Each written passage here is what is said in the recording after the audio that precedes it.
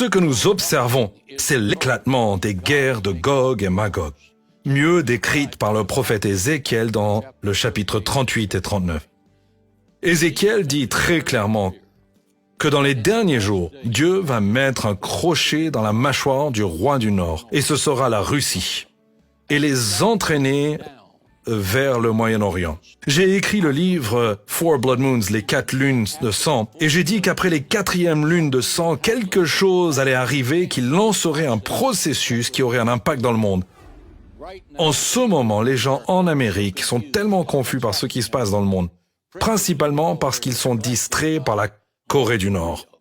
Mais ce à quoi nous sommes confrontés est que la Russie est le super joueur.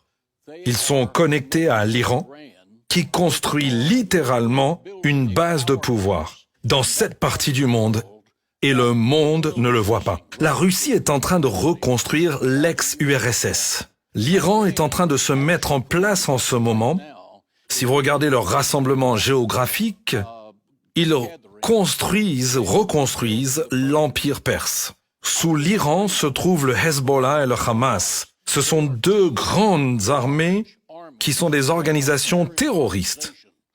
Le Hamas contrôle Gaza, le Hezbollah contrôle le Liban.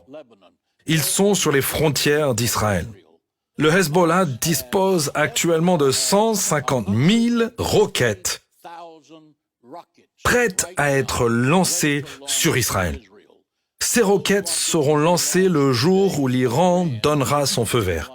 La raison pour laquelle il recherche un terrain d'aviation à Damas est qu'il puisse y avoir une armée de l'air militaire pour combattre l'armée de l'air israélienne dans le conflit à venir. Israël le sait.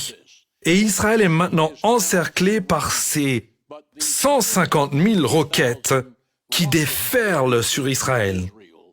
Le temps des guerres de boutique d'Israël est révolu. Les guerres des 6 jours, les guerres des 10 jours, les guerres des 2 semaines. Nous pouvons nous attendre dans cette prochaine guerre à un combat de chiens. Ça va être vicieux, ça va être féroce. Israël n'aura pas l'opportunité d'appeler les endroits qu'ils vont bombarder.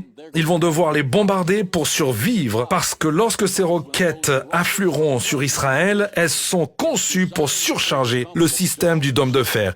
Disons que le système de dôme peut arrêter 10 et faire tomber ces roquettes au fur et à mesure qu'elles arrivent. Mais si 20 arrivent, cela signifie que 10 dépassent et atteignent leur cible. Il va donc y avoir un bain de sang juif dans cette prochaine guerre. C'est ce que nous regardons en ce moment alors que nous sommes assis ici ce soir et cela affecte chaque personne en Amérique. Parce que ce même groupe du Hezbollah, on entend aujourd'hui de la part des sources de renseignement, est à la recherche d'une base d'opération en Amérique afin qu'une activité terroriste majeure puisse avoir lieu dans cette nation par le Hezbollah, qui est contrôlé par l'Iran, auquel Barack Obama a donné 150 milliards de dollars pour aider à former ce qu'ils ont. D'accord. Et la bonne nouvelle, c'est quoi? La bonne nouvelle est qu'Israël est très préparé pour ce qui s'en vient. Israël dispose d'une armée et d'un renseignement inégalé dans le monde. Je crois que quand cette guerre commencera, Israël l'emportera et les ennemis de Sion seront détruits. Et quelle prophétie biblique ou écriture est à la base de ce que vous déclarez maintenant? Ce que nous regardons, c'est la naissance des guerres de Gog et Magog, décrites par le prophète Ézéchiel dans les chapitres 38 et 39.